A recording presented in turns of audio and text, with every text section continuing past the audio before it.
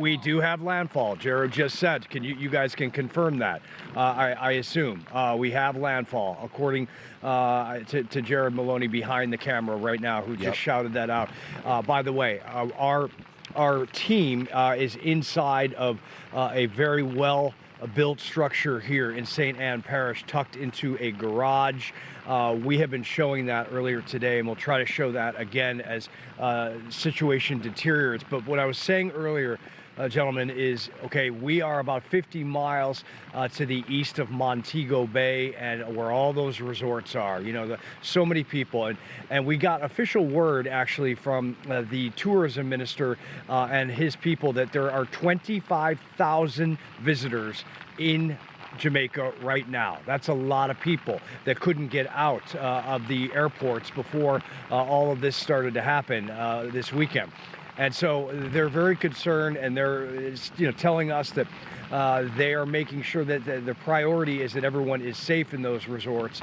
But certainly with these winds and this activity about to head up into Jamaica and into Montego, there's going to be major issues. Boy, this is a pretty good gust that we got here right now with some blowing, driving rain. As a matter of fact, I think it's blowing into the garage that the team is in right now, unfortunately. And so we are expecting mass power outages. We have up to 40% of the island right now with no power and mobile service as far as data, cell phones. Last update 2 hours ago was 25% of comms were already down. So flying debris is going to occur. Roadways that potentially in many areas are impassable because of power poles that fall, or houses or other structures that are ripped apart. And so getting around is going to be difficult. But I can tell you, I mean, we're going to feel the impacts of this for hours and hours to come, well into the dark of night. I just hope that we can keep our communications so we can continue to broadcast and hit the Fox Weather stream and all the Fox Media platforms for all this information. So we've got a degradation already, guys. It's just the beginning. And Jamaica is as prepared as they can be.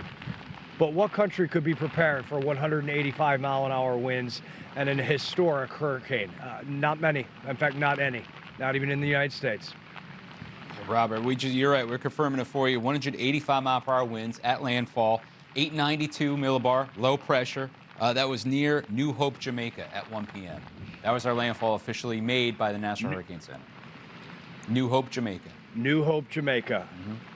And guys, you know what's so terrifying is the fact that there is a possibility that as it comes up and, wobbles to the east as expected, more toward Montego and where we're at in St. Anne Parish, there is a possibility that when it exits Jamaica, about 65 miles north to south, it's going to be heading south to north, that it's still a Category 5. Yep. This system does not cease to surprise. Anything it does, I said it yesterday, I don't trust Hurricane Melissa at all. Any move she makes will not surprise me. I'm right there with you. I mean, we're looking at, hopefully we're getting a eyewall replacement. That didn't happen. In fact, it looks like the eye, when it was coming on shore, began to shrink just a little bit, probably because of the mountain influence up to the north. But Robert Ray, your conditions are going to start getting worse and worse every time we check in with you later on this afternoon. So stay dry, my friend, because we will be back with you a little bit later on this hour. Good stuff, Robert.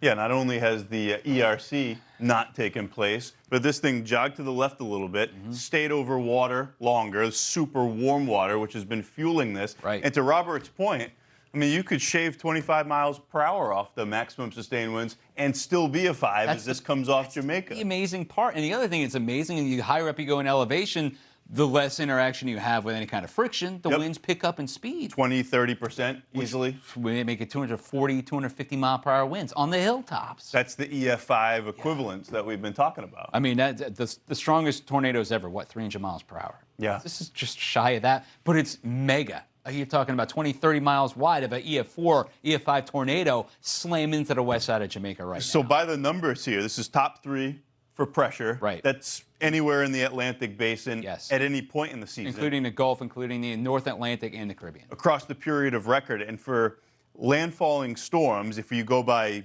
wind speed instead of minimum central pressure. 185, it's what, Labor Day? Yeah, 1935. 1935, yeah. Dorian, and now Melissa.